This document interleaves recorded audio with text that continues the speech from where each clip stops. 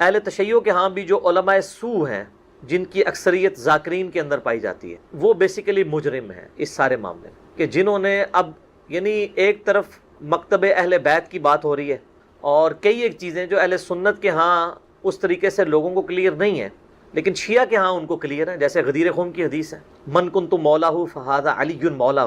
اس حدیث میں نبی علیہ السلام نے دو بھاری چیزیں جو چھوڑی تھیں، صحیح مسلم میں اوپر تلے 4 حدیث ہیں انٹرنیشنل نمبر کے مطابق 6225 سے لے کے 6228 تک. آپ نے مکے سے مدینے آتے ہوئے خم نامی گاؤں میں خطبہ دیا اور فرمایا اے لوگو آگاہ ہو جاؤ، میں بھی ایک انسان ہوں، قریب ہے کہ اللہ کا قاصد یعنی موت کا فرشتہ میرے پاس آئے اور میں اس کی دعوت قبول کر لوں. میں اپنے بعد تم میں 2 بھاری چیزیں چھوڑ کے جا رہا ہوں، ان میں سے پہلی چیز اللہ کی کتاب ہے، اس میں ہدایت ہے، اس میں نور ہے.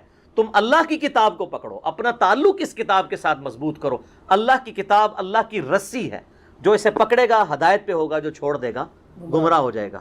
اور دوسری بھاری چیز میرے اہل بیت ہیں، میں اپنے اہل بیت کے معاملے میں تمہیں اللہ کا خوف دلاتا ہوں، میں اپنے اہل بیت کے معاملے میں تمہیں اللہ کا خوف دلاتا ہوں، میں اپنے اہل بیت کے معاملے میں تمہیں اللہ کا خوف دلاتا ہوں. امت نے بالکل الٹ کام کیا، نہ قرآن کو پکڑا نہ اہل بیت کو چھوڑا. یعنی قرآن کو پکڑنے کا حکم تھا، قرآن کو چھوڑ دیا، اور اہل بیت کے ساتھ حسن سلوک کا حکم تھا، اہل بیت کو چھوڑا نہیں، سب کو ہی قتل کر دیا. امت بالکل الٹ چلی.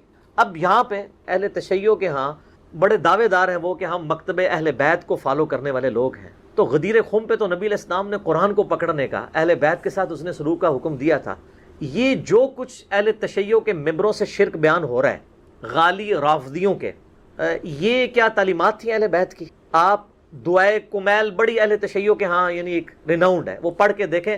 اس طرح کی کوئی دعا توحید سے بھری ہوئی آپ کو اہل سنت کی کتابوں میں نہیں ملی. نہج البلاغہ میں مولا علی رضی اللہ تعالیٰ عنہ علیہ السلام کے خطبات قرآن کے حوالے سے اور توحید کے حوالے سے پڑھ کے دیکھیں، کمال کے خطبات ہیں، ان میں تو شرک قریب پھٹک ہی نہیں سکتا. پھر اصول الکافی جو حدیث کی بنیادی کتاب ہے اہل تشیع کے ہاں، جس طرح ہمارے ہاں صحیح بخاری اور صحیح مسلم ہے، اس میں اگر آپ شروع میں چیپٹر پڑھیں کتاب الکفر والایمان، سر اتنی گاڑی توحید ہے اور اتنی ننگی تلوار ہے اس میں توحید کی کہ اس طرح کی آپ کو سخت احادیث بخاری مسلم میں نہیں توحید کے حوالے سے ملے. اور سب سے بڑھ کے قرآن جو غدیر خم پہ چھوڑا، قرآن کی توحید جو ہے تو بالکل ننگی تلوار. لیکن جب جاہل علماء سو، جاہل ذاکرین ممبروں پر بیٹھیں اور امت کو لوریاں سنانا شروع کر دیں تو وہ پھر غلو کریں گے. اور اس کا رزلٹ اس وقت یہ ہے کہ پہلے یہ فتنہ سب کانٹیننٹ میں اس طرح نہیں تھا. ایران میں تو اللہ کا فضل ہے کہ اس طرح کے معاملات نہیں ہیں. شام میں نصیریہ ایک فرقہ ہے اہل تشیع کا، جو مولا علی کو خدا مانتے ہیں، نعوذ باللہ، الوہیت کلیم کرتے ہیں. اہل تشیع کے علماء نے ان کی باقاعدہ تکفیر کی. ایران کے جو اس وقت بھی جو ان کے سپریم لیڈر بھی ہیں اور آیت اللہ ہیں خامنائی صاحب، کلیئر کٹ وہ تکفیر کرتے ہیں ان کی، جو مولا علی کے بارے میں الوہیت کلیم کرتے رضی اللہ تعالیٰ عنہ علیہ السلام. اب انہی کے معاملات یہاں پہ بھی چلنے شروع ہو گئے ہیں. یہاں پہ ممبروں سے وہ مولا علی جل جلالہ نعوذ باللہ، بلکہ وہ مولا حسین جل جلالہ، اور وہ کہتے ہیں اہل بیت جو کائنات کا نظام نعوذ باللہ اہل بیت چلا رہے ہیں. اور بھائی یہ کائنات اللہ نے بنائی ہے، یہ کائنات کا نظام بھی اللہ چلا رہا ہے. مولا علی کو بھی اللہ نے بنایا ہے اور مولا علی کو اللہ نے موت دے دی. اب وہ قیامت تک جنتوں میں زندہ ہیں، دنیا سے ان کی موت ہو چکی، کوئی دنیا کا نظام نہیں چلا رہے مولا علی. اور قیامت والے دن مولا علی نے ان کو پکڑ کے نا تو دوزخ میں دھکا دینا ہے جنہوں نے مولا علی کے نام کے اوپر یہ شرک شروع کیا ہے. لیکن اب ان کی زبانوں کو کون لگام دے؟ اب کچھ عرصے سے اہل تشیع کی میٹنگز ہونا شروع ہوئی ہیں. ان کے جو بڑے بڑے علماء ہیں نا، انہوں نے باقاعدہ کانفرنسز کال کی ہیں، باقاعدہ ریٹن فارم میں انہوں نے کفر کے فتوے نکالے ہیں ان جو نصیریہ ٹائپ کے جو اہل تشیع میں غالی رافضی موجود ہیں کہ بھئی یہ اسلام سے خارج ہیں. اگر یہ علی کو خالق، علی کو مالک اور علی کو رازق ماننا شروع کر دیں گے تو یہ تو مولا علی کی سکھائی ہوئی توحید کا ہی منافی ہے. لیکن اب وہاں پہ کیا ہے، وہ کہتے ہیں جی ذاکرین کا وہی موقف ہے، وہ کہتے ہیں جی کہ یہ جو علماء دین بیان کر رہے ہیں نا یہ تو کتابوں میں ہے، ہم جو دین لے کے چل رہے ہیں وہ سینہ بسینہ ٹرانسفر ہوا ہے. ٹھیک ہے، وہی بیماری جو اہل سنت کے ہاں بھی پائی جاتی ہے. جب آپ کسی کو قرآن و سنت سے دلیل پیش کرتے ہیں تو جو غالی صوفی ہیں وہ کہتے ہیں یار دین سارا کتابوں میں تو نہیں، بلکہ آپ تو غالی علماء نے بھی کہنا شروع کر دیا ہے حدیث میں آیا ہے، حدیث میں آیا ہے. کہتا ہے نا وہ ایک مولانا نقلیں میری اتارتا نا تو وہ یہ بتانا چاہ رہا ہوتا ہے حدیث تو تمہاری ہے، ہمارا کیا حدیث سے لینا دینا. کہتا ہے علماء سے پوچھ کے ان کے سینوں سے معاملات چل رہے ہو. تو جس طرح اہل سنت کے ہاں غالی صوفی پائے جاتے ہیں جو کہتے ہیں دین سینہ بسینہ ٹرانسفر ہوا ہے، اہل تشیع کے ہاں غالی ذاکرین پائی جاتے ہیں جن کا یہ موقف ہے. اور بدقسمتی سے اکثر ممبر انہی کے ہاتھ میں ہے۔ اب کچھ علماء کو ہوش آئی، میرے پاس تو اہل تشیع کے علماء آتے رہتے ہیں اور ہم سے تو خیر گلے مل کے سنی بھی روتے ہیں کہ جی کیا کریں سنیوں کا، اور شیعہ بھی ہم سے ہی گلے آ کے ملتے ہیں کہ جی کیا کریں ان کا، یعنی جو لوگ درد رکھنے والے لوگ ہیں وہ سمجھتے ہیں کہ ہمارے ان معاملات میں خرابی ہو رہی ہے۔ پچھلے دنوں باقاعدہ کلپ آیا ہے سید جواد نقوی صاحب کا، بہت سٹرکٹ وہ کلپ تھا۔ انہوں نے کہا کہ یہ آپ حسین کے ماننے والے ہو، حسین نے یزید کے خلاف قیام کیا تھا نا، تم نے اگر قیام کرنا ہے نا تو ان غالی رافضیوں کے خلاف قیام کرو جو مولا علی کے نام کے اوپر شرک پھیلا رہے ہیں۔ انہوں نے کہا ہر کہتے ہیں ابھی آگے بتاتے ہو فلاں نے یہ کہہ دیا فلاں نے، تم وہاں کیوں نہیں کھڑے ہو کے قیام کرتے ہو ان کے خلاف؟ حسین کا نام بھی لیتے اور حسین کے نام پہ ایک بندہ شرک پھیلا رہا ہے۔ حسین نے جان اس لیے دی تھی کہ ان کے نام کے اوپر لوگ شرک پھیلائیں، جس طرح جیزس کرائسٹ عیسیٰ ابن مریم جو امام الموحدین تھے ان کے نام کے اوپر 2.25 ارب عیسائیوں نے شرک پھیلایا ہوا ہے، لیکن عیسیٰ علیہ السلام کی یہ تعلیمات نہیں تھی۔ اب اگر کوئی یہ سمجھتا ہے کہ میں حضرت عیسیٰ کے ساتھ نسبت مضبوط کرنا چاہتا ہوں تو اس شرک سے تو چھٹکارا حاصل کرے جو ان کے نام کے اوپر کھڑا کیا ہے۔ تو ان کو بھی چاہیے، ان میں جو سمجھدار علماء ہیں وہ پبلکلی آ کے لیڈ کریں اور لوگوں کو بتائیں۔ اور اس حوالے سے سید جواد نقوی صاحب حفظہ اللہ تعالی، میں ان کی بڑی قدر کرتا ہوں، انہوں نے بڑا دلیرانہ کام کیا ہے۔ پچھلے دنوں ہم نے ان کے مدرسے کا وزٹ بھی کیا تھا، وہ بھی میری ویڈیوز چڑھی ہوئی ہیں، ان کا باقاعدہ ویڈیو کلپ آیا ہے، اور اسی طریقے سے ثاقب اکبر صاحب کا بھی ویڈیو کلپ ایک آ چکا ہے، حیدر بھائی کا بھی ایک کلپ آیا جس میں انہوں نے بڑا سٹرکٹلی اس حوالے سے کہا یہ قرآن کی بھی تعریف کر رہے ہیں اور توحید کا جنازہ نکال رہے ہیں۔ یعنی یہ عجیب و غریب معاملات ہیں کہ آپ نے چلیں علم لگائے تھے ایک نشانی کے طور پہ، اب ان جھنڈوں کے آگے آپ نے لا کے جناب کھانا رکھنا شروع کر دیا ہے، تابوتوں کے آگے لا کے کھانا رکھنا شروع کر دیا ہے، جس طرح کے ہندو قبروں کے سامنے لا کے کھانا رکھتے ہیں، اور ہمارے اہل سنت کے ہاں لوگ مزارات کے آگے لا کے وہ سارا کھانا رکھ رہے ہوتے ہیں، اور پھر یہاں پہ اکتفا نہیں ہے بلکہ علم کو تابوتوں کو سجدے کرنے شروع کر دیے۔ تو یہ سجدہ کسی کے ہاں بھی جائز نہیں ہے، نہ سجدہ تعظیمی، اور سجدہ عبادت تو ہے ہی کفر ہے، اگر کوئی تعظیم کے لیے بھی کرتا ہے وہ بھی حرام ہے۔ اگلی شریعتوں میں اجازت تھی، اس شریعت میں تو حرام ہو چکا ہے، اہل سنت اہل تشیع کا اجماع ہے، میں اس کے دلائل میں نہیں پڑھنا چاہتا، یعنی ایک جو چیز ایگریڈ اپان، جو چیز اجماع سے ثابت ہو اس کے لیے دلیل دینے کی ضرورت نہیں ہے۔ تو اس وقت ان علماء کی ذمہ داری ہے کہ فرنٹ سے لیڈ کریں، اور جو لوگ اہل تشیع میں فرنٹ سے لیڈ کر رہے ہیں میں ان کو یعنی دل سے قدر کرتا ہوں، اور بلکہ میں یہ کہتا ہوں کہ اہل سنت میں بھی اتنا جگرا ہونا چاہیے کہ وہ بھی اپنے اس طرح کے غالی صوفیوں کے خلاف مقدمات کریں۔ ویسے تو ہمارے اہل سنت کے ہاں بریلوی مکتبہ فکر کے جو علماء ہیں وہ مخالفت تو کرتے ہیں قبر پرستی کی، لیکن جب ان کو کہیں کہ ان قبر پرستوں کو روکیں قبر پہ سجدے کرنے سے تو اس کے لیے وہ تیار نہیں ہوتے۔ تو اگر آپ کے مسلک کی بدنامی ہو رہی ہے ان کی وجہ سے تو ان کو روکیں، لیکن اہل تشیع اس میں ایک سٹیپ آگے ہیں، وہ ان تمام علماء کے خلاف باقاعدہ کورٹ میں مقدمے کرتے ہیں، ان کو جیلوں میں ڈلوایا ہوا ہے جنہوں نے یہ نعرے لگوائے ہیں علی رازق علی خالق نعوذ باللہ۔ اہل تشیع نے باقاعدہ ان کے خلاف مقدمے کیے ہیں کورٹ میں جا کے، اور ان کو جیلوں میں ڈلوایا کہ ان کی وجہ سے ہمارے مسلک کی بدنامی ہو رہی ہے، یہ ہمارا عقیدہ نہیں ہے۔ تو یہ بڑے جرت والا کام ہے، اہل سنت میں بھی لوگوں کو سامنے آنا چاہیے۔ اگر ہم سامنے آئیں گے تو ہمیں تو آپ ویسے ہی ہم آپ کو برے لگیں گے کہ آپ تو مطلب ہمیں غلط سمجھتے ہیں۔ آپ خود جن چیزوں کو غلط سمجھتے ہیں ان کے لیے تو آپ سامنے آئے نا۔ ہم تو نہ شیعہ کے اوپر مقدمہ کریں گے نہ سنیوں کے اوپر، ہم تو اپنا مقدمہ عوام کی عدالت میں پیش کریں۔ کیوں؟ کیونکہ نہ میں وہابی نہ میں بابی، میں ہوں مسلم علمی کتابی۔ نہ ہم 100 کارڈ کوئی علمی بات کریں اسے وہابی کہتے ہیں، نہ ہم وہابی ہیں، نہ ہم بابوں کا دفاع کرنے والے بابی ہیں، ہم علمی کتابی مسلم ہیں۔ ہم عوام الناس کی عدالت میں اپنا مقدمہ پیش کرتے ہیں کہ یہ غلط ہو رہا ہے، اس کو روکا جائے، اور سٹرکٹلی اس کے لیے علماء کی ذمہ داری ہے کہ سامنے آئیں اور ایسے لوگوں کو ممبروں سے الگ کریں، ان کا حقہ پانی بند کریں۔ اور میں اہل تشیع کی عوام سے بھی کہوں گا کہ اپنے ممبروں کے اوپر ایسے لوگوں کو جگہ نہ دیں جو اس قسم کی خرافات پھیلا رہے ہیں۔ اور وہ ائمہ اہل بیت جو توحید کے امام تھے، جنہوں نے توحید کے لیے کہ دفاع کے لیے اپنی جانیں دی ہیں، انہی اماموں کے نام کے اوپر آپ شرک کھڑا کرنا شروع کر دیں، جس طرح کہ عیسیٰ علیہ السلام جو کہ توحید کے امام تھے، ان کے نام پر کرسچینٹی نے جو ہے وہ عیسائیت کی بگڑی ہوئی شکل عوام الناس کے سامنے لے آئے۔ باقی ان ہستیوں سے ہمیں ظاہر ہے کوئی نہیں، ان ہستیوں کی محبت تو ہمارے ایمان کا حصہ ہے اہل بیت کی، لیکن محبت میں یہ غلوف نہ ہو کہ ان کو خدا کے درجے پہ فائز کر دیا۔ ہم دنیا میں ہر ہستی سے محبت کس کی وجہ سے کرتے ہیں؟ اللہ کی وجہ سے۔ جامع ترمذی میں حدیث ہے، اللہ سے محبت کرو کہ اس نے تمہیں نعمتوں سے نوازا ہے، اور مجھ سے محبت کرو کیونکہ میں اللہ کا رسول ہوں، اور میرے اہل بیت سے محبت کرو کیونکہ ان کی نسبت میرے ساتھ ہے۔ تو یہ ساری نسبتیں الٹیمیٹلی ہم ان نسبتوں کو ان کی جو عقیدتوں اور محبتوں کا دم بھرتے ہیں کس بنیاد پہ؟ اللہ کی وجہ سے۔ اگر اللہ ہی نکل گیا تو کسی شخص کو رسول اللہ کی محبت، اہل بیت کی محبت، صحابہ کی محبت، بزرگوں کی محبت کیا کام دے سکتی؟ Not at all. شرک is the most sensitive issue in the sight of اللہ. اللہ کے حضور شرک ایسا معاملہ ہے, ایسا حساس معاملہ کوئی نہیں ہے. کیٹاگوریکلی قرآن حکیم میں 2 دفعہ مینشن ہوا ہے, سورۃ النساء نمبر 48 اور 116 میں, ان اللہ لا یغفر ان یشرک بہ ویغفر ما دون ذلک لمن یشاء. اللہ اس گناہ کو تو کبھی معاف نہیں کرے گا کہ کوئی شخص قیامت والے دن شرک کے ساتھ اللہ کے سامنے پیش ہوا. اس کے علاوہ جتنے گناہ ہیں جس کے لیے چاہے گا معاف کر دے گا, شرک نہیں معاف کرے, نہ چاہے گا کہ شرک معاف کرے. یہ بھی ذہن میں رکھیے. وَمَن يُشْرِكْ بِاللَّهِ فَقَدْ ضَلَّ ضَلَالًا بَعِيدًا. جو شرک میں پڑا وہ گمراہی میں دور جا کے گر پڑا. اور پھر عیسیٰ علیہ السلام کی اللہ تعالیٰ صفائی پیش کر رہا ہے. اللہ تعالیٰ فرماتا ہے کہ لَقَدْ كَفَرَ الَّذِينَ قَالُوا إِنَّ اللَّهَ هُوَ الْمَسِيحُ ابْنُ مَرْيَمَ. بے شک وہ کافر ہیں, کٹر کافر, کھلے کافر ہیں, جو کہہ رہے ہیں کہ عیسیٰ ابن مریم ہی اللہ ہیں.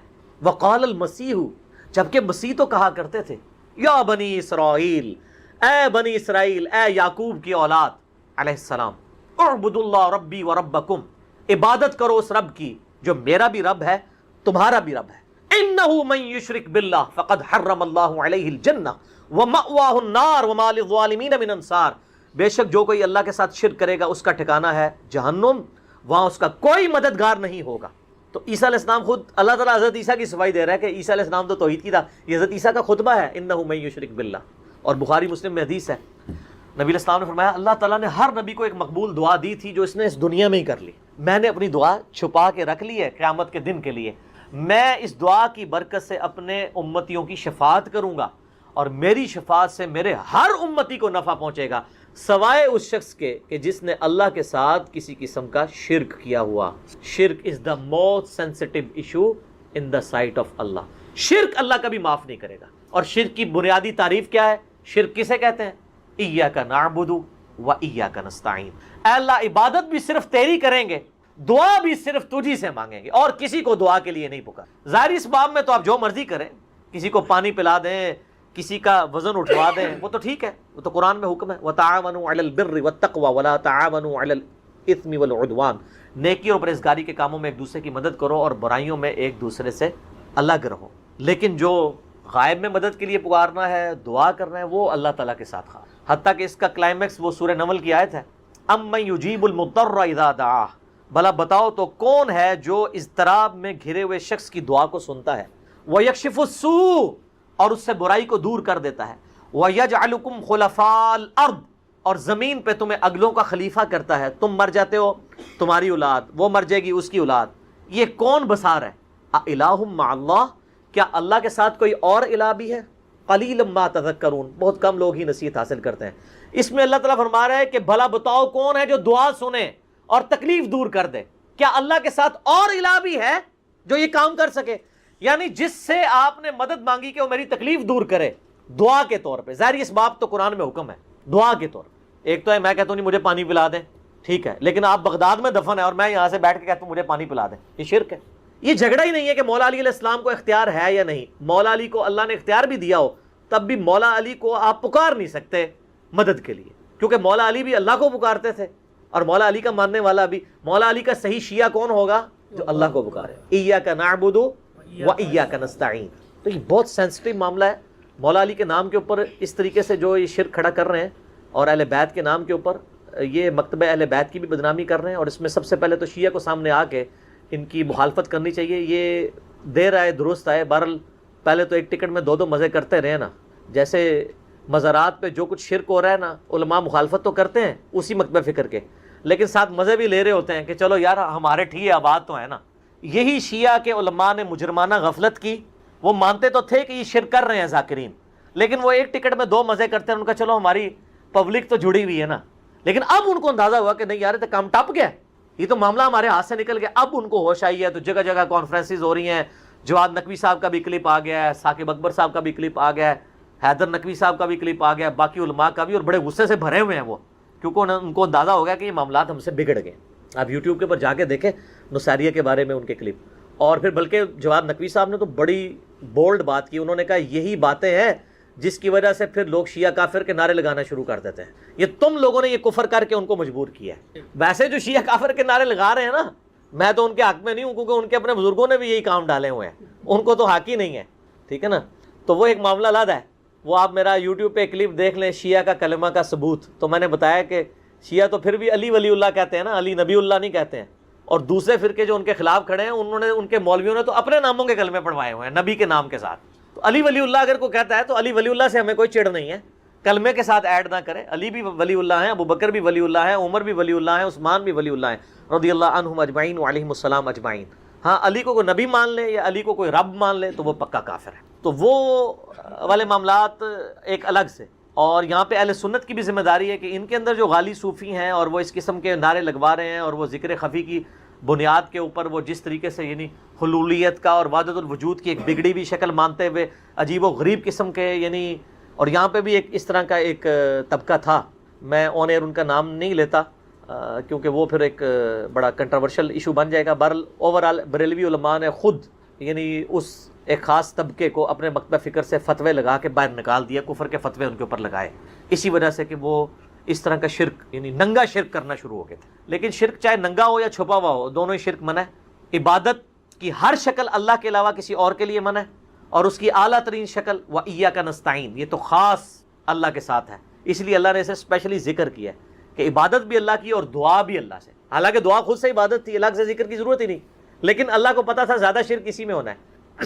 اس امت میں شرک فی صفات والا جو معاملہ ہے نا، اس میں بڑا شرک یہی والا ہوا ہے. فی ذات تو بہت کم شرک ہے. یعنی ہمارے ہاں یہ چند غالی نصیریہ ہیں، کچھ غالی صوفی ہیں جو ذات میں شرک کریں، ورنہ اوورال سب اللہ کو ایک ہی مانتے ہیں. صفات میں جو شرک آیا نا، غیر اللہ کو استعانت کے لیے استغاثے کرنا، یہ بڑا خطرناک معاملہ ہے. اور میں آپ کو مزے کی بات بتاؤں، آپ اگر پازیٹیولی دعوت پیش کریں تو بڑے ایفیکٹ اس کے نکلتے ہیں. یہ کوئی 2010 یا 11 کی بات ہے.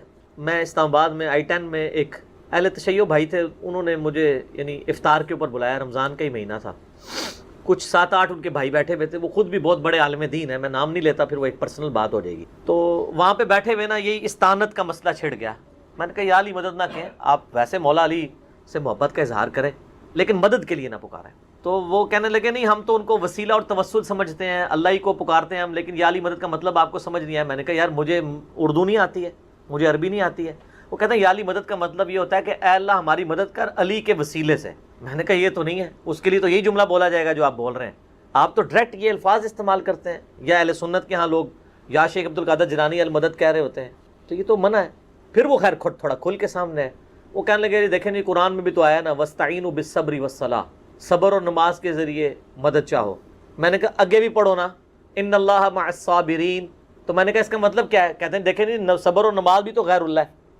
تو میں نے کہا اگر صبر اور نماز غیر اللہ ہے اور اس کی مدد مانگی جا رہی ہے تو پھر آپ صبح و شام کہتے ہیں المدد یا نماز، المدد یا صبر، میری مدد فرمائیے. کہتے ہیں نہیں. تو میں نے کہا کیا مطلب ہوا اس کا؟ پھر کہتا ہے اس کا مطلب ہے آپ نماز پڑھو تو اللہ کی مدد آ جائے گی. میں نے کہا ہاں یہی مطلب ہے نا. تو مولا علی کی سنت پہ چلو، مولا علی کے طریقے کے اوپر چلو تو اللہ کی مدد آ جائے گی. مولا علی کو تو نہ پکارو. کوئی کہتا ہے المدد یا نماز، المدد یا صبر. اچھا پھر کہتے ہیں جی ہاں یہ تو بات سمجھ آ گئی، بتائیں ممانعت کہاں ہے؟ پھر میں نے سورہ نمل کی وہ آیت پڑھی امن یجیب المضطر اذا دعا ویکشف السوء ویجعلکم خلفاء الارض االہ مع اللہ قلیلا ما تذکرون. میں نے کہا اس آیت میں واضح آیا ہے کہ جو اللہ کے علاوہ کسی اور کو دعا کے لیے پکارنا سمجھتا ہے نا، وہ اسے خدا بنائے ہوئے ہے، معبود بنائے ہوئے ہے. کیونکہ اللہ تو کہہ رہا ہے کیا اللہ کے ساتھ کوئی اور الہ بھی ہے جس سے دعا مانگو؟ میں نے کہا یہ واضح ثبوت ہے کہ یہ شرک ہے. اچھا وہ آئے مائے شائیں کرنا شروع ہو گئے، لیکن وہاں جتنے 7-8 شیعہ بھائی باقی بیٹھے تھے نا، میں نے قرآن بھی انہی کا منگوایا. میں نے کہا جی مجھے بتائیں. انہوں نے کہا نہیں جی انجینئر صاحب آپ کی بات بالکل صحیح، جو دلائل ہے نا وہ یہی، قرآن کی آیت تو یہی بتاتی ہے. تو الحمدللہ کئی لوگ دعوت قبول کر لیتے ہیں. اگر کوئی ہٹ دھرمی پہ اتر آئے تو اس کا تو کوئی علاج نہیں، ہم تو صرف بات پہنچا سکتے ہیں. باقی میں نے محنت کر کے ایک لیکچر بھی ریکارڈ کروا دیا ہے. مسئلہ نمبر 3 دعا صرف اللہ ہی سے، میری زندگی کے بہترین لیکچرز میں سے ہزاروں لوگوں کی عقیدہ توحید کی اصلاح کا سبب بنا ہے، جس میں نے اپنا یہ ریسرچ پیپر نمبر 3 دعا صرف اللہ ہی سے، اس کو میں نے باقاعدہ اس میں پڑھایا ہے پورے ریسرچ پیپر کو. 8 پیجز پہ سارے شیطانی وسوسے جو عقیدہ استعانت کے حوالے سے یہ پیش کرتے ہیں میں نے سب کے سب کور کیے ہیں. پچھلے دنوں میرا ایک کلپ اپلوڈ ہوا ہے یا رسول اللہ انظر حالنا پہ صحیح عقیدہ، وہ بھی آپ دیکھ سکتے ہیں.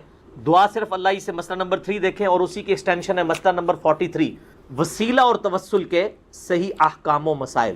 تو انشاءاللہ تعالی عقیدہ توحید کے حوالے سے آپ کی اصلاح ہو جائے گی. میں قطر سے ملنے آیا ہوں صرف آپ سے. میرا سوال ہے کہ میں اہل سنت سے تعلق رکھتا تھا اور جب سے آپ کے بیان سنے میں کس فرقہ کو فالو کروں؟ بچ جائیں جی فرقوں سے، اللہ کا شکر ادا کریں، اس لعنت سے آپ باہر نکلیں. مطلب آپ مجھ سے یہ کہہ رہے ہیں کہ میں ایک فرقے سے نکلوں تو اب میں اور کس گندے تالاب میں چھلانگ ماروں؟ تو یہ تو کام کرنے کی ضرورت ہی نہیں ہے. یہ کون سی دین کی خدمت ہے فرقوں کے اندر گھس جانا؟ قرآن تو پورا اس کے خلاف ہے. وَاعْتَصِمُوا بِحَبْلِ اللَّهِ جَمِيعًا وَلَا تَفَرَّقُوا، تم سب کے سب مل کر اللہ کی رسی کو مضبوطی سے تھام لو اور فرقوں میں مت بٹو. اس آیت کے اوپر کسی نے عمل نہیں کرنا، صرف انجینئر صاحب نے عمل کرنا ہے. اور اللہ کی رسی صحیح مسلم میں نبی علیہ السلام نے بیان فرما دیا کہ وہ قرآن ہے. ہر کوئی اللہ کی رسی ڈیفرنٹ بیان کرتا ہے. ہمارے بریلوی بھائی کہتے ہیں وہ دیکھا جی رسی ہوتی ہے نا جی، رسی کے اندر چھوٹے چھوٹے ریشے ہوتے ہیں، پھر مل کے ایک رسی بنتی ہے. وہ ایک رسی جو ہے وہ بابوں کی محبت کی ہے، ایک رسی جو ہے وہ نبی کی محبت کی ہے، ایک اللہ کی محبت کی. حالانکہ اللہ نبی سے کوئی کسی کا لینا دینا نہیں ہے، بابے ہی ہوتے ہیں سب کچھ ان کے. تو اللہ کے بندو، مطلب یہ بتایا جا رہا تھا کہ اس میں سے ریشے نکالنے، ریشے ہی تو نکال دیے تم نے. وہ رسی ایک ہے، وہ اللہ کی کتاب ہے. وہ صحیح مسلم میں جو غدیر خم کی حدیث ہے قرآن اور اہل بیت، اس میں نبی علیہ السلام نے فرمایا قرآن اللہ کی کتاب ہے، یہ اللہ کی رسی ہے، جو اسے پکڑے گا ہدایت پر ہوگا، جو چھوڑ دے گا وہ گمراہ ہو جائے گا. تم اللہ کی کتاب کو پکڑو، اپنا تعلق اس کے ساتھ مضبوط کرو. اللہ کی کتاب اللہ کی رسی ہے. یہ اوپر سے 4 احادیث ہیں صحیح مسلم میں. اور دوسری بھاری چیز میرے اہل البیت ہیں. میں اپنے اہل البیت کے معاملے میں تمہیں اللہ کا خوف دلاتا ہوں. 3 دفعہ نبی علیہ السلام نے فرمایا، لیکن امت بالکل الٹ چلی، نہ قرآن کو پکڑا نہ اہل بیت کو زندہ چھوڑا، بالکل الٹ چلی امت. تو قرآن اللہ کی رسی نبی علیہ السلام نے خود بیان فرما دیا. اور دیکھیں رسول اللہ کو سینٹرڈ کر کے اللہ تعالیٰ نے قرآن میں سورۃ الانعام کے اندر کیا ارشاد فرمایا؟ ان الذین فرقوا دینہم وکانوا شیعا، بے شک جنہوں نے اپنے دین میں فرقے بنا لیے اور اپنے آپ کو گروہوں میں بانٹ لیا، لست منہم فی شیء، اے نبی آپ کے ساتھ ان کا کوئی تعلق نہیں ہے. بے شک وہ کہتے رہے کہ غلامی رسول میں موت بھی قبول ہے، لبیک یا رسول اللہ کہتے رہے، ٹھیک ہے جی، نعرے تکبیر لگاتے رہے، جو مرضی، آپ کے ساتھ ان کا کوئی تعلق نہیں. جنہوں نے گروہوں میں بانٹ لیا اپنے آپ کو اور فرقہ واریت پھیلائی، انما امرہم الی اللہ ثم ینبئہم بما کانوا یفعلون، ان کا معاملہ اللہ کے سپرد ہے، پھر اللہ انہیں بتا دے گا جو دنیا میں انہوں نے کرتوت کیے تھے. اب یہ آیت اسپیسیفکلی یہود و نصارہ کے بارے میں نازل ہوئی کہ انہوں نے دین میں فرقے بنائے ہیں. اے نبی آپ کا ان سے کوئی تعلق نہیں ہے. یار ایک بار کی پارٹی فرقے بنائے اور سیدنا ابراہیم خلیل اللہ کے دین کو چھوڑ دے، اگرچہ اپنے آپ کو ابراہیمی کہتی ہو، کرسچن بھی کہتے ہیں ہم ابراہیمی ہیں، نصارہ بھی کہتے ہیں ابراہیمی ہیں، اس کے باوجود رسول اللہ کو کہا جا رہا ہے صلی اللہ علیہ وسلم آپ کا ان سے کوئی تعلق نہیں ہے. اور اگر نبی کے اپنے ماننے والے یہ کام کریں تو انہیں تو پڑیں گے لتر. اور دوسروں کی غلطی نہیں برداشت کی جا رہی، اپنوں کو چھوڑتا ہے کوئی؟ کس لیول پہ اتر کے؟ ما کان ابراہیم یہودی ولا نصرانی ولکن کان حنیفا مسلما وما کان من المشرکین. اوے ابراہیم نہ تو یہودی تھے نہ نصرانی تھے، وہ تو سب سے ٹوٹ کر ایک اللہ کے ہو گئے تھے، اور وہ مشرک نہیں تھے. یعنی وہ یہود و نصارہ دونوں کلیم کرتے تھے کہ ہم ابراہیمی ہیں. اللہ نے کیا فرمایا؟ نا. یہ نا بڑی امپورٹنٹ ہے، نا سے سٹارٹ ہوا ہے. ما کان ابراہیم یہودی ولا نصرانی، نہیں تھے ابراہیم علیہ السلام نہ یہودی تھے نہ نصرانی تھے. ولیکن، یہ اردو میں بھی آتا ہے لیکن، ولیکن کان حنیفا مسلما وما کان من المشرکین. حنیفہ تھے، سب سے ٹوٹ کر ایک اللہ کے ہو جانے والے، اور مسلم تھے، سنی شیعہ نہیں تھے، اور ایک اللہ کے ماننے والے تھے، مشرک نہیں تھے. آج بھی ابراہیمی وہ ہوگا جو ابراہیم علیہ السلام کے طریقے پہ ہوگا، سب سے ٹوٹ کر ایک اللہ کا ہو جانے والا، تابع فرما.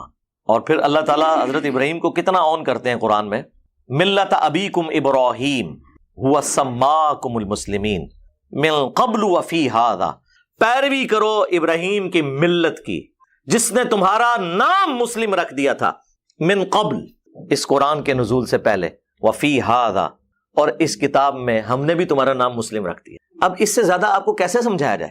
باقی جتنی جگہ آتی ہیں نا وہاں پہ یہ فرقہ باز جو ہے نا، مسلم کا جو ترجمہ ہے نا وہ اس اعتبار سے کرتے ہیں کہ وہ اس کی تفصیلات میں پڑ جاتے ہیں. ہم کہتے ہیں نا قرآن میں ہے یا ایھا الذین آمنوا اتقوا اللہ، یا ایھا الذین آمنوا اتقوا اللہ حق تقاتہ ولا تموتن الا وانتم مسلمون. اے اہل ایمان اللہ کا تقوی اختیار کرو جیسا کہ تقوی اختیار کرنے کا حق ہے، اور تمہیں موت نہ آئے مگر اس حال میں کہ تم مسلم مرنا. تو وہ کہتے ہیں یہاں مسلم سے مراد ہے اللہ کے تابع فرمان ہو کر، یعنی اللہ کے سامنے سر تسلیم خم کرتے ہوئے مرنا. لیکن مرنا بریلوی، مرنا دیوبندی، مرنا اہل حدیث، مرنا شیعہ، لیکن پکے شیعہ ہو کے مرنا، پکے سنی ہو کے مرنا۔ مسلم کا مطلب ہے تابع فرمان ہو کر۔ اب مجھے بتائیں تابع فرمان اللہ اور اس کے رسول عز وجل و صلی اللہ علیہ وآلہ وسلم کا وہ ہوگا جو ان کا کہنا مان رہا ہے، یا وہ ہوگا جو بالکل الٹ چل رہا ہے، جو کہنا مان رہا ہے وَاعْتَصِمُوا بِحَبْلِ اللَّهِ جَمِيعًا وَلَا تَفَرَّقُوا؟ وہ کہتے ہیں نہیں جی وہ تو حدیث میں آیا کہ 73 فرقے ہو جائیں گے۔ جی حدیث میں آیا کہ 73 ہو جائیں گے، لیکن یہ تو نہیں کہا کہ بڑھاؤ۔ یہ دو الگ چیزیں ہیں۔ غیبی خبر کو انہوں نے عقیدہ بنا لیا۔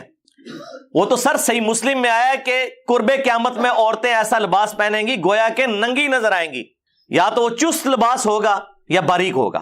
تو اس کا کیا مطلب ہے کہ نبی الاسلام نے ہمیں یہ حکم دیا ہے کہ اپنی عورتوں کو ننگا لباس پہنانا ہے، یا یہ مطلب ہے کہ ایسا ہوگا تم نے نہیں کرنا؟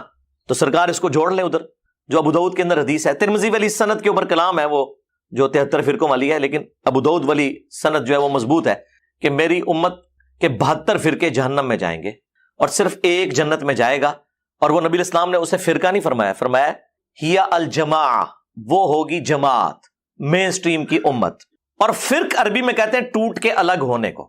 ایک درخت سے جب پتا ٹوٹتا ہے نا تو اس پتے کو کہا جاتا ہے یہ فرق ہو گیا اس سے۔ پتا نہیں کہہ سکتا یہ درخت بھی ایک فرقہ ہے اور میں بھی ایک فرقہ ہوں، سمجھ آئی؟ تو اسلام ایک درخت تھا نبی الاسلام کے مبارک زمانے میں، صحابہ اہل بیت ایک گروہ تھے، کوئی فرقے نہیں تھا۔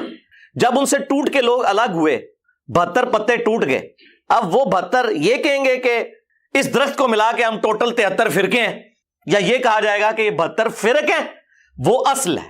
اسی لیے میرا چیلنج ہے کسی حدیث میں اس جنتی گروہ کو فرقہ نہیں کہا گیا۔ وہ ٹیکنیکلی غلط ہے، وہ فرقہ ہو ہی نہیں سکتا۔ جس سے ٹوٹ کے چیز الگ ہو وہ فرقہ ہوتی ہے، اصل چیز تو اپنی جگہ موجود ہے، سمجھ آئی؟ اس کو آپ فرقہ کیسے کہہ سکتے ہیں؟ یہ لنگوسٹک میں ہی غلط سٹیٹمنٹ ہو جائے گی۔ اس کے لیے لفظ ہے طائفہ منصورہ، بخاری مسلم دونوں میں حدیث ہے، میری امت کا ایک گروہ قیامت تک حق پر قائم رہے گا اور کوئی نقصان پہنچانے والا انہیں نقصان نہیں پہنچا سکے گا، وہ حق پر قائم رہیں گے یہاں تک کہ قیامت کی صبح ہو جائے۔ اور امام بخاری نے پتہ ہے اس حدیث کے اوپر کیا باب باندھا ہے؟ ہوا اہل العلم، اس سے مراد وہ لوگ ہیں جو علم والے ہیں۔ انہوں نے نہیں کہا کہ اس سے مراد بریلوی، دیوبندی، وہابی، شیعہ، سنی ہیں، اہل علم ہے۔ بعض جہادی تنظیمیں اس کی ایک طریق سے اٹھاتی تھی کہ قیامت تک وہ قتال کرتا رہے گا حق کی خاطر، اور وہ ہمارے مال سے، ہمارے بچوں کی جانوں سے کھیلتے رہے۔ آج وہ FATF کی تلوار میں آ گئے ہیں، اور اب ہماری اسٹیبلشمنٹ اور ہمارے اداروں کو بھی ہوش آئی کہ یہ تو ہمارے بچوں کو ہی مار رہے ہیں۔ تو ہم نے تو 2013 میں کہہ دیا تھا کہ یہ تانوں لمحہ پان گئے، اس ٹائم ہماری باتیں انہیں بری لگتی تھی، اب تو کہتے ہیں انجینئر صاحب آپ ٹھیک کہتے تھے۔ تو یہ جہادی تنظیمیں اس حدیث کو جی وہ قتال کر رہے ہیں، لیکن امام بخاری نے ان کا سارا فہم ہی الٹ دیا۔ انہوں نے اوپر باب باندھا ہوا اہل العلم، یعنی اس سے مراد علمی قتال کرنے والے لوگ ہیں۔ ہم اس قتال کے مخالف نہیں ہیں، آرمڈ کنفلکٹ کے مخالف نہیں ہیں، لیکن یہ کون سا آرمڈ کنفلکٹ ہے کہ ایک مسلمان دوسرے کو مار رہا ہے فرقے کی بنیاد پہ، لسانیت کی بنیاد کے اوپر، عقیدے کے اختلاف کی بنیاد کے اوپر؟ یہ کون سا اسلام ہے؟ ایون کسی غیر مسلم کی جان بھی نہیں لی جا سکتی ناحق۔ تو یہ علمی قتال ہے، اس میں وہ والا قتال بھی آ جائے گا جو اسلام کا سمم بونم ہے، ہائیسٹ گڈ ہے، اور علمی قتال۔ اور یقین مانے پاکستان کو اس وقت علمی قتال کی ضرورت ہے، اس تطہیر کی ضرورت ہے۔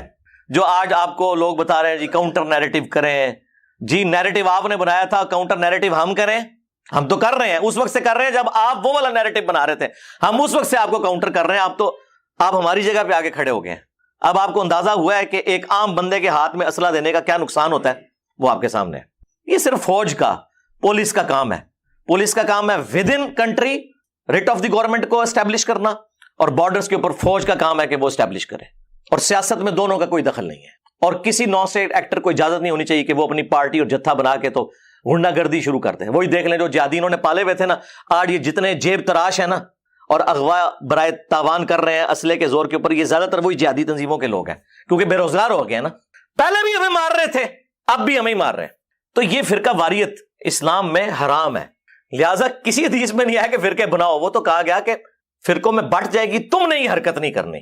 یہ ہمیں ڈرایا گیا تھا کہ وہ 73 میں بٹ جائے گی اور 72 فرقے ہوں گے اور ایک گروہ قیامت تک حق پہ قائم رہے گا۔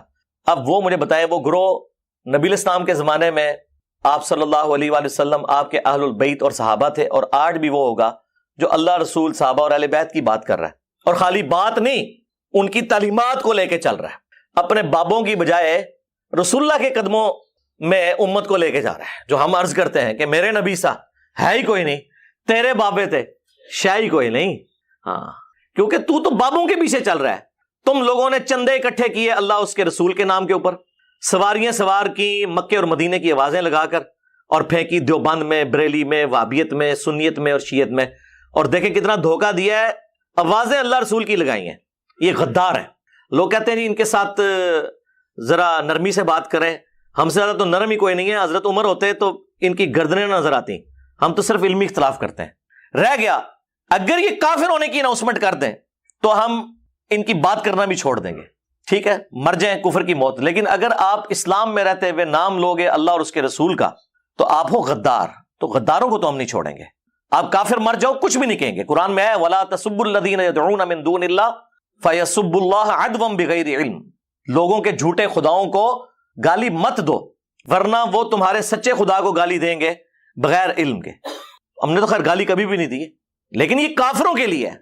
مسلمانوں نے جو جھوٹے خدا گھڑ لی ہیں, جھوٹے پیغمبر گھڑ لی ہیں, جھوٹے بابے گھڑ لی ہیں قرآن و سنت کے مقابلے پہ, انہوں نے تو لمبا بنایا جائے گا علمی طور پہ, کیونکہ وہ غدار ہیں. کافر ہو جائیں ٹھیک ہے, آج مجھ سے سرٹیفکیٹ لے لیں, میں کل سے ان کے بارے میں بات کرنا چھوڑ دوں گا. لیکن اگر آپ اسلام کا نام لیں گے اور اسلام کے نام سے دھوکہ دیں گے اس امت کو, تو سرکار غدار کی سزا تو دنیا کے ہر قانون کے اندر یہی ہوتی ہے کہ انہیں ایکسپیل کیا جاتا ہے وہاں سے. ہم چونکہ اس طرح کے معاملات میں نہیں اترتے, ہم تو صرف علمی اختلاف کرتے ہیں. تو یہ فرقہ واریت ان لوگوں نے پھیلائی ہوئی ہے. نبی علیہ السلام کے بارے میں ایک زبردست حدیث مسند احمد کے اندر موجود ہے, اور وہ حدیث مشکات المصابیح کے اندر بھی موجود ہے. مختلف کتابوں میں ہے لیکن جو صحیح سند ہے وہ مسند احمد کی ہے, مشکات کے اندر بھی موجود ہے. بڑی زبردست حدیث ہے یہ. نبی علیہ السلام نے زمین کے اوپر ایک سیدھی لکیر کھینچی اور اس کی دائیں بائیں ٹیڑھی لکیریں کھینچی, اور پھر نبی علیہ السلام نے اپنی مبارک انگلی اس سیدھی لائن کے اوپر رکھی اور سورۃ الانعام کی آیت تلاوت کی, وَأَنَّ هَذَا صِرَاطِي مُسْتَقِيمًا, یہ ہے میرا سیدھا راستہ, فَاتَّبِعُوهُ, اسی کی پیروی کرو, وَلَا تَتَّبِعُوا السُّبُلَ, اور ارد گرد کے جو راستے ہیں ان کی پیروی مت کرو, وہ تمہیں اللہ کے راستے سے بہکا دیں گے. یہی وہ چیز ہے جس کی اللہ تعالیٰ تمہیں وصیت کرتا ہے تاکہ تم ڈر جاؤ. یہ نبی علیہ السلام نے تلاوت کی, اور پھر نبی علیہ السلام نے ساتھ فرمایا کہ یہ سیدھا راستہ میرا راستہ ہے, یعنی نبی علیہ السلام کا راستہ, اور یہ ارد گرد جو ٹیڑھے راستے ہیں نا یہ شیطان کے راستے ہیں. اور نبی علیہ السلام فرمایا ہر راستے کے اوپر ایک شیطان بیٹھا ہوا ہے جو تمہیں اپنی طرف بلا رہا ہے. یعنی یہ جو کہہ رہے ہیں نا ساڈے فرقے چ آ جاؤ, جنتی فرقہ ساڈا ہے, جہاں تواڈے بارے اللہ نبی صاحب 10 گئے نے, بے فکر رہو. نبی علیہ السلام فرمایا ادھر ادھر نہیں جانا, میرے راستے پہ جانا ہے. تو اس میں صراط الذین انعمت علیہم کے نام کے اوپر جو یہ دھوکہ دیتے تھے امت کو وہ بھی کلیئر ہو گیا. نبی علیہ السلام نے فرمایا یہ تو ہم سورہ فاتحہ شروع کرتے ہیں نا, ایاک نعبد و ایاک نستعین, عبادت بھی اللہ کی, مدد بھی اللہ سے مانگنی ہے, یعنی کہ دعا بھی اللہ سے کرنی ہے. ظاہری مدد تو آپ مانگ سکتے ہیں, تو قرآن میں حکم ہے وتعاونوا علی البر والتقوی ولا تعاونوا علی الاثم والعدوان, نیکی پرہیزگاری میں ایک دوسرے کی مدد کرو, برائی میں الگ رہو. ظاہر دنیا کو اللہ نے اسباب کے ساتھ جوڑا ہے, پیاس بجھانے کا ذریعہ پانی کو بنایا ہے, کھانے کو ہماری بھوک مٹانے کا ذریعہ, لیکن ایک ہے دعا کرنا, وہ اللہ کے ساتھ خاص ہے. تو یہ کہتے ہیں جی آگے چلیں, جی آگے ہم چلتے ہیں, تو یہ آگے چلتے ہیں تو ڈائریکٹ ہی آگے چلے جاتے ہیں, بیچ میں پھر چھلانگ مار دیتے ہیں, کہتے ہیں جی صراط الذین انعمت علیہم. اس سے پہلے بھی ایک آیت تھی اہدنا الصراط المستقیم, کاش یہ آپ نے مانگی ہوتی تو آپ کو صراط مستقیم مل جاتا. آگے چلے جاتے ہیں. ہم کہتے ہیں جی آگے چلنے سے پہلے ذرا پیچھے دیکھ لیں آپ نے کیا پڑھا ہوا ہے. وہ کہتے ہیں نہیں صراط الذین انعمت علیہم, آیت یہ پڑھتے ہیں کہ راستہ ان لوگوں کا جن پر تیرا انعام ہوا, اور نام لیتے ہیں انڈیا پاکستان کے ان بابوں کے جو قرآن کے نازل ہونے کے 500 سال بعد 600 سال بعد آئے. یار ان کے تو باپ دادا کیا پردادے لکڑ دادے پیدا بھی نہیں ہوئے تھے قرآن نازل ہوا تھا, تو یہ بیچ میں کہاں سے آ گئے؟ قرآن تو صراط الذین انعمت علیہم انہی کو جانتا ہے نا کہ جنہیں قرآن کہہ رہے ہیں من النبیین والصدیقین والشہداء والصالحین سورۃ النساء کے اندر. اور ڈیفینیٹلی کون؟ انبیاء اکرام, صحابہ اکرام اور اہل بیت. بعد میں تو ہر فرقے کا اپنا باب ہے. بریلویوں کے جو صراط الذین انعمت علیہم ہے وہ دیوبندیوں کے نزدیک مشرک ہیں, اور دیوبندیوں کے جو صراط الذین انعمت علیہم ہے وہ بریلویوں کے نزدیک گستاخ رسول ہیں. سامو بڑے بڑے صراط الذین انعمت علیہم, اور ہمارے صراط الذین انعمت علیہم وہ ہیں جنہیں سارے مانتے ہیں, یعنی نبی علیہ السلام, اہل بیت اور صحابہ اکرام علیہم رضوان و علیہم السلام اجمعین. ٹھیک ہے, تو پیچھے آپ پڑھ کے دیکھیں اہدنا الصراط المستقیم, اے اللہ ہمیں چلا سیدھے راستے پر, راستوں پر نہیں. ہاں کہتے ہیں جی سارے ہی حق پہ ہیں, چاروں فقہ حق کے اوپر ہیں, اور مصلی خانہ کعبے میں 4 ڈالے رکھے انہوں نے, 1517 سے لے کے 1917 تک 400 سال تک خانہ کعبے میں 4 امام تھے، حنفی، شافعی، مالکی، حنبلی، سارے الگ الگ نماز پڑھتے تھے اور کہتے تھے چاروں امام حق پہ ہیں، تو نماز تو کٹھی پڑھو، چلو ایک حنفی پڑھا لے دوسرا شافعی پڑھا لے، نہیں، امام اپنے اپنے، مصلی اپنے اپنے، اور چاروں حق پہ ہیں۔ کیوں دھوکھا دے رہے ہو؟ کہانیاں بند کرو۔ گورا اسی لیے تو آپ کا مذاق اڑاتا ہے، یہ تو سعودی حکومت نے آ کے اٹھائے ہیں یہ مسلح، اس پہ میری تفصیلی ویڈیو ریکارڈ ہے۔ 400 سال تک انہوں نے کعبے کو بھی فرقوں میں ڈیوائیڈ کیا ہوا تھا، تو کہاں سے سارے حق پہ ہیں؟ بلکہ سنن ابن ماجہ میں ایک روایت جو ہے نا، یہی والی حدیث، اس میں تو نبی علیہ السلام نے 2 لکیریں دائیں کھینچی اور 2 لکیریں بائیں کھینچی، اور آپ فرمایا یہ چاروں شیطان کے راستے ہیں۔ ہائے ہائے ہائے، ایک کہتے چاروں حق پہ ہیں، حضور نے کہا چاروں شیطانی راستے ہیں اور بیچ میں میرے والا راستہ ہے۔ منو تو لگتا ہے تو ہم ہی کہہ کے گئے ہیں، اور اس میں اماموں کا قصور نہیں ہے، ذہن میں رکھیے گا۔ آج ہم کرسچینٹی کو جب کنڈیم کرتے ہیں نا، ہمیں وسوسہ بھی نہیں آتا کہ نعوذ باللہ ہم عیسیٰ ابن مریم کی توہین کر رہے ہیں۔ ہم ایک لمحے کے لیے بھی ان کی توہین کریں تو یہ توہین اسی طریقے سے ہے جس طرح ہم اپنے پیغمبر کی کر رہے ہیں، نعوذ باللہ من ذالک۔ اسی طریقے سے جب ہم حنفی، شافعی، مالکی، حنبلی فرقوں کو کنڈیم کرتے ہیں، سنی شیعہ فرقوں کو کنڈیم کرتے ہیں، تو اس سے مراد وہ بزرگ نہیں جن کی طرف انہوں نے اپنے آپ کو منسوب کیا ہوا ہے، وہ تو اس چیز سے بری ہیں، ان کا کیا لینا دینا ان کے ساتھ؟ انہوں نے ان کے ناموں کو بیچا ہے، اور جو اللہ رسول کے ناموں کو بیچ سکتے ہیں تو باقی امام تشیعی کوئی نہیں ان کے نزدیک، ان کو تو وہ سیل پہ لگا کے بیچیں گے۔ جنہوں نے اللہ رسول کے نام بیچ کے کھائے ہیں ان کے لیے امام حنیفہ، امام شافعی، امام مالک، امام احمد حنبل رحمہم اللہ اجمعین ورضی اللہ عنہم اجمعین وعلیہم السلام اجمعین کے ناموں کو بیچنا کوئی مسئلہ ہے ان کے لیے؟ ان کے ساتھ کیا کچھ انہوں نے منسوب کیا ہوا ہے؟ تو نبی علیہ السلام فرمایا یہ میرا راستہ ہے، جو درمیان والا راستہ ہے، یہ ارد گرد شیطان کے راستے ہیں اور شیطان اپنی طرف بلا رہا ہے۔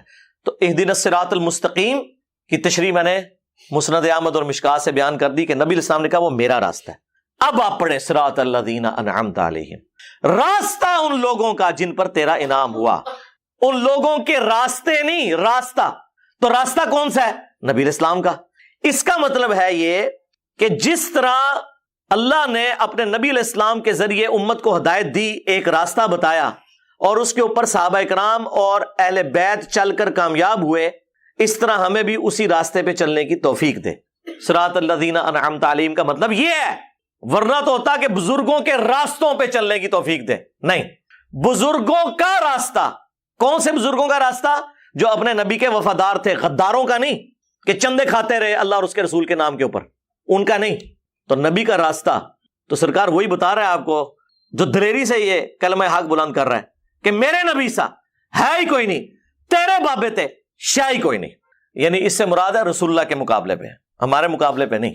آپ کو کہتے نہیں ہے جی وہ جی کوئی بڑے سے بڑا بزرگ بھی ہو، ایک صحابی کے گھوڑے کے قدموں کی خاک جو اس کے نتنوں میں بیٹھتی ہے اس کے برابر نہیں ہے۔ خود تو اپنے بزرگوں کو اس طرح ذلیل کرتے ہو، اس کے مقابلے پہ بابے تے شاہی نہیں، یہ تو بہت چھوٹا جملہ ہے۔ آئے نا داڑھ تھلے، کہنا تو چاہیے کہ تواڈے بابے جڑے نا گھوڑیاں دی خاک دے برابر بھی نہیں، خود تو یہ بتا رہے ہوتے ہیں۔